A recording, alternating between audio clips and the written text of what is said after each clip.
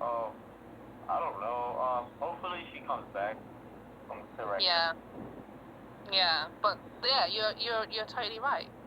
Totally right. Yeah, it's a fab because it is. It. We're not leaders anymore. We've got to become a leader. Mhm. So I it's feel like like falls under when that we same can fab open of up.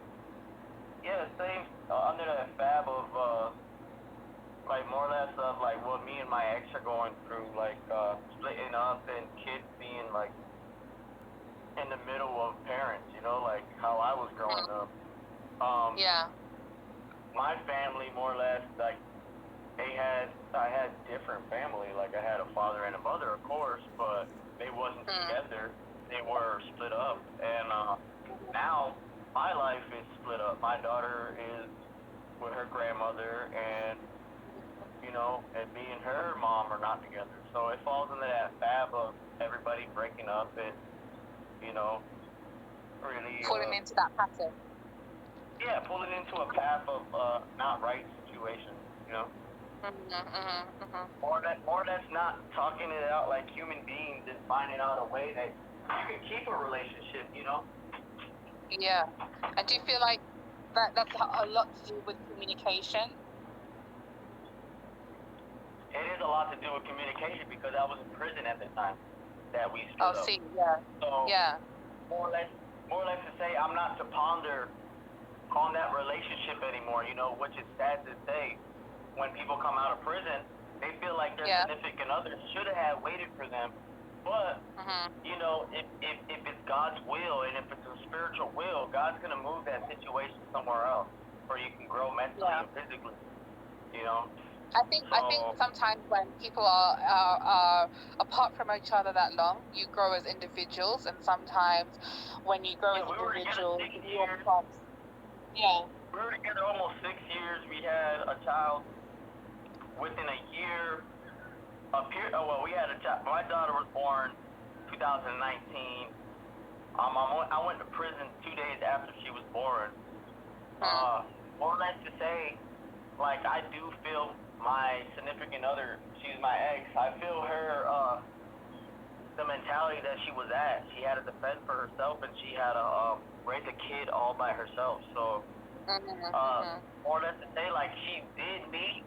Like they say, if it itches, you gotta scratch it. So, I wasn't Yeah. there to scratch it. So she had to find a measure of who was gonna give her, that connection she was looking for at that time because she Yeah. was going through a rough time.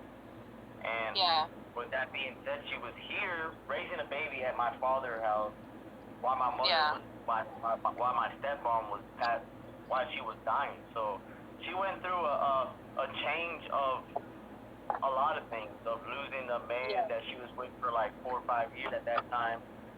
Mhm. Uh, go to prison, Will having a kid, and just doing it all by herself. And she went through a breakdown where she had to go through like she went she went to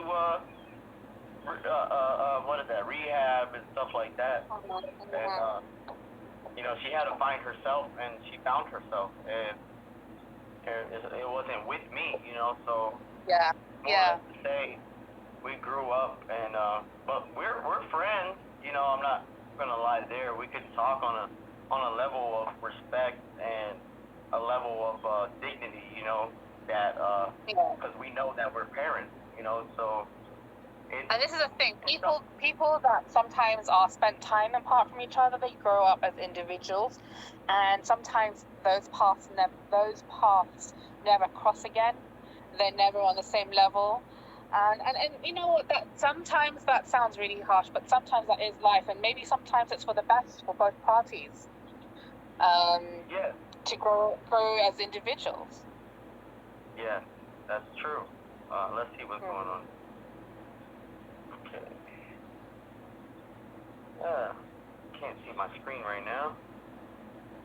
I'll probably have to like. Oh man. Uh, So yeah, so my thing here coming on live is about talking about sex positivity and body positivity. So I've been a swinger for about 6 years.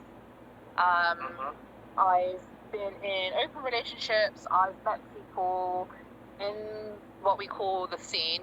I've dated people from there. I started off as dating someone that I met on a dating site, and he introduced this lifestyle to me, and it's just taught me a lot about myself, in the way that I look at myself and my self-image, and how I've come to grips with that, and my self-confidence and my self-esteem. So I'm wondering what your take on that is. Side that they want to become, I don't know, invite other people in. Oh, that just happened a lot. Like, something just happened here.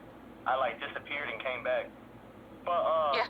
more or less to say, what, can we bring that back up again? Because, like, so much just happened on my end. I had to, like, clear something, and, like, Sure. it just brought me back to the conversation. I'm sorry about that.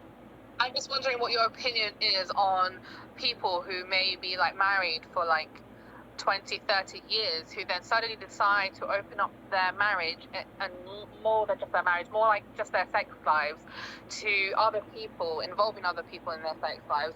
And do you think that's a good thing in terms of strengthening their relationship, or do you think that's something that could possibly ruin their relationship? It could be both ways. It could be a good thing, it could be a bad thing, because, like, it's more or less to say it's their relationship at that time, and it's their vows that they put in up to the line, you know what I mean, of their mentality level.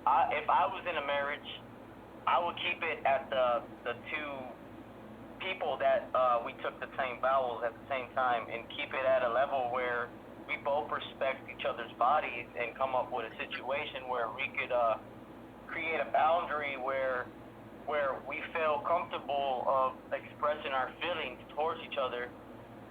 But people that introduce other sex people, like swingers and things like that, I don't think it's the level of maturity, and it has to do with the mindset that you have at that time of why you doing it. And I think if you come to an agreement with your partner, it shouldn't be no problem, you know, because you're both actually completing something that is probably, you know.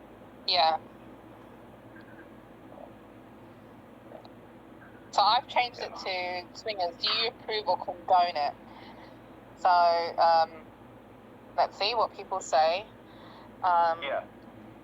Because obviously everyone has different opinions, everyone has different ideas of what it means, and yeah, I feel like these conversations need to happen, only because I feel like the people that condone it actually understand it sometimes.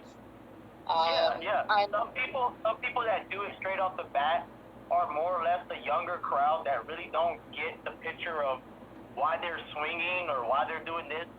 Some of them do it because they just want to actually cheat on their spouse, and they're using it as an excuse, a level of excuse of, oh, let's try this out, you know what I mean? But they're really not. It's more or less for a person with a mentality of, let's switch up a topic just for this day, or let's switch up a line of enthusiastic sexual measures for our relationship, more or less of, let's grow ourselves, let's see how we actually are, you know what I mean? With that, we got a message if you want to push it, or... Yeah. So I've been married over 20 years, I think maybe 23 years now. And I will say that, and I'm older, I'm in my early 50s, and I will say that it's more than important to keep these conversations going into marriage, because people change, things happen. And you've got to keep an open line of communication. I think that's where people start failing in relationships, when one wants something that the other doesn't, and they don't keep those lines of communication open. That is true. And that's what we try to do, is just keep it open. Yeah, I totally agree. I think that communication in any relationship is very, very important. It's key to have that open line of communication, because when you start doubting, or when you feel like you can't talk to your spouse or your partner in about certain things, that's when there's a line of like, maybe if I do this with someone and they don't know, that's the whole cheating thing going on there, and that's the dishonesty going in there. Yeah. You got to keep that a train of thought where, okay, I'm going to bring this person into my relationship for this purpose and this reason.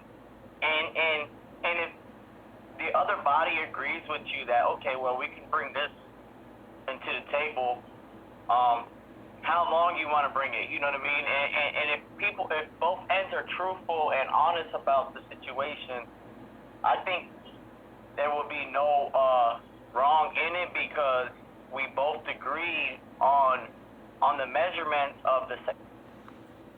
You know, it depends on how my spouse agrees with me at the end of the day. You know, she could agree wrong or right. And and then I gotta listen to that at the end of the day. I gotta listen to the mentality that is coming from her, because I took a vow, you know, and it's more or less the same, me and her right to agree upon something, and it's just that level. Trust my partner and be able to voice these things, then then all for it, rather than being someone who's going to be a dick about it and just go behind their partner's back and betray their trust. Then, you know, that's a whole different ball game. I think that people don't understand about swingers, in my opinion, and I've done it for about 6 years, so it's I've done a lot. Not a friendship. When you're with a significant other, it's not a friendship. It's more or less of a